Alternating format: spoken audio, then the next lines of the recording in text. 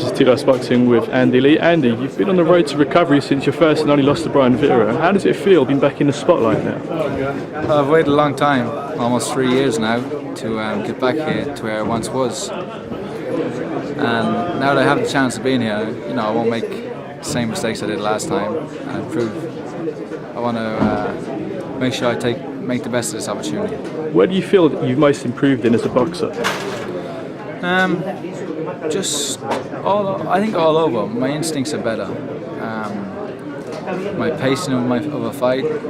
That fight was just, a one-off-the-wall crazy fight where I thought I had nothing to do but just go out there and beat him, and I ended up punching myself out, and he ended up coming on and being very strong and heavier than me and taking the fight. But as is like a gradual overall improvement, I've matured, I'm stronger, physically, mentally stronger, and a more seasoned fighter.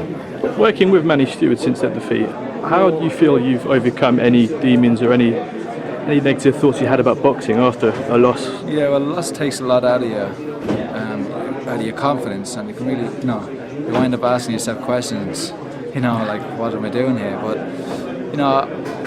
I love this game too much, and I put too much into it all my life to walk away from it, especially because I know the mistakes I made. It wasn't like I was beaten by a better boxer. I beat myself really because I didn't prepare right. My attitude was lax going into the ring, and even in the fight I was ahead on all the scorecards, had him down and just run out of gas, and he came back. So those are my reasons for continuing. If I felt I was never going to be good enough, I wouldn't have continued. And so I just rebuilt myself, looked at my mistakes, trained hard, fought, and travelled all over. Fought in Germany, Ireland, all over, and learned my trade.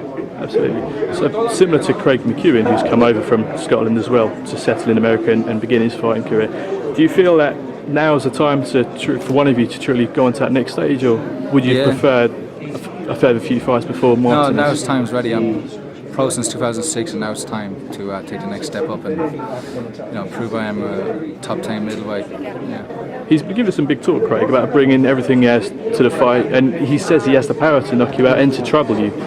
How do you feel about that? I believe him. I believe him up to the point that he's bringing everything he has, because it's a big fight. Everything's on the line for both of us. And whether he has the power to knock me out, I've never been dropped in my whole life, and I've never seen him drop anybody.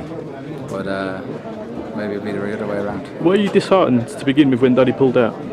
No, it was never anything personal with John Duddy. It was going to be a nice fight for us both.